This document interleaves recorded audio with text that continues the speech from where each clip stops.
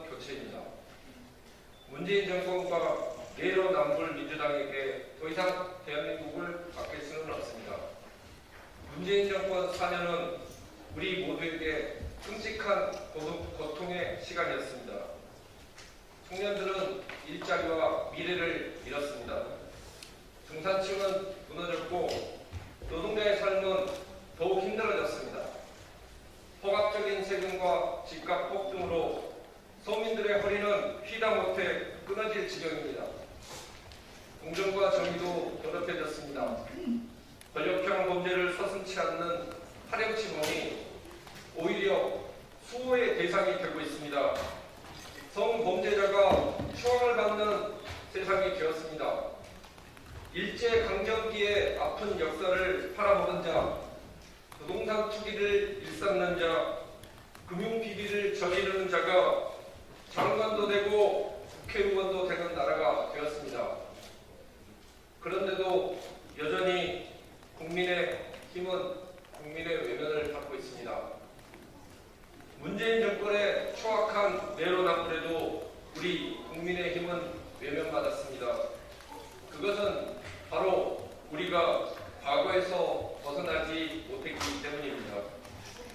국민은 아직도 우리 당에 대한 아픈 기억을 가지고 있습니다. 그 고통스러운 진실은 외면하거나 부인할 수 없습니다.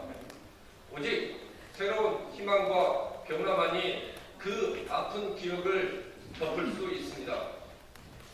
지금 우리에게 마지막 기회가 주어졌습니다. 서울과 부산 보궐선거에서 우리는 태풍과 같은 변화를 지켜보았습니다. 국민의 분노가 문재인 정권의 심장을 저격했습니다. 하지만 그 분노는 국민의힘의 변화도 함께 요구하고 있습니다. 우리는 보궐선거에서 60%가 넘는 지지율을 얻었습니다. 하지만 우리 당의 지지율은 그 절반에도 미치지 못합니다. 우리가 국민에게 믿음을 주지 못했기 때문입니다. 과거로 회귀할 수 있다는 두려움이 바로 우리와 국민을 가로막는 장애물입니다. 그래서 지금 국민이 우리에게 명령하는 것은 불가역적인 변화입니다. 국민의힘 당원 여러분, 저는 그 불가역적 변화의 시작이 되고자 합니다. 그 변화를 이끄는 주관차가 되려고 합니다. 당의 변화는 당의 얼굴에서부터 시작합니다. 새로운 인물만이 새 시대의 희망을 담을 수 있습니다. 새 리더십만이 낡은 규범을 벗어나 넓은 세상으로 떠나게 할 수 있습니다. 국민의 명령을 따르는 길은 바로 이것이라고 저는 확신합니다. 제가 당 대표가 되고자 하는 것은 국민의 힘을 빛나게 하기 위함이 아닙니다. 저는 우리 당을 무거운 반성과 힘든 혁신으로 이끌기 위해 당 대표가 반드시 되어야 합니다. 존경하는 당원 여러분, 저를 보수주의 정당으로 이끈 한마디의 말은 바로 이것이었습니다. 책임 없는 자유는 없고 스스로를 돌볼 수 없는 사람들에 대한 책임을 지는 것이 보수주의자이다. 우리가 가야 할 곳은, 국민의 힘이 가야 할 곳은 높은 정상이 아닙니다.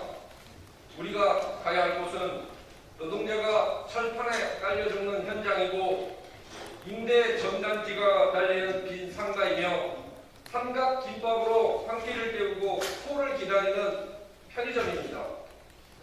우리는 정상이 아니라 대한민국에서 가장 낮은 곳으로 가야 합니다. 우리는 가장 낮은 곳의 아픔을 공감해야 합니다.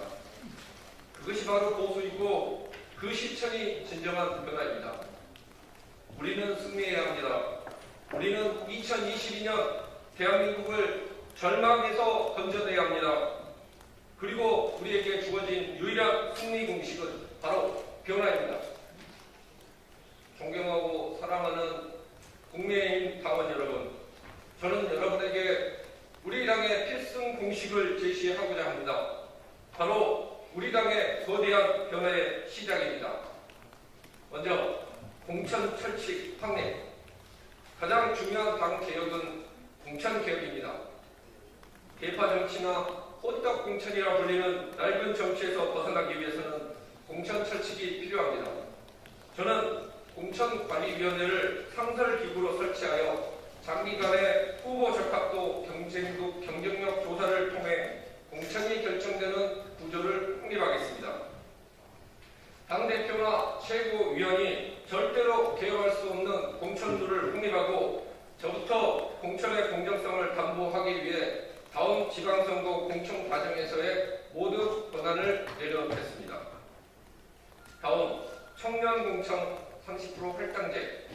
진정한 청년 정치는 청년 정치인이 전면으로 나서는 것뿐입니다. 20세부터 39세까지의 청년에게 기초 및 광역자치의회 공천의 30%를 할당하겠습니다. 이를 위해 25세로 되어 있는 공직선거법상 피선거권 나이를 20세로 낮춰 청년들도 충분한 정치적 경험을 쌓을 수 있도록 하겠습니다. 다음 엔지니어링 정당. 저는 우리 국민의힘을 엔지니어링 정당으로 성장시키겠습니다. 과학적인 방법으로 국민의 삶을 실질적으로 개선하는 엔지니어링 정당이야말로 바로 국민의힘이 나아가야 할 미래입니다.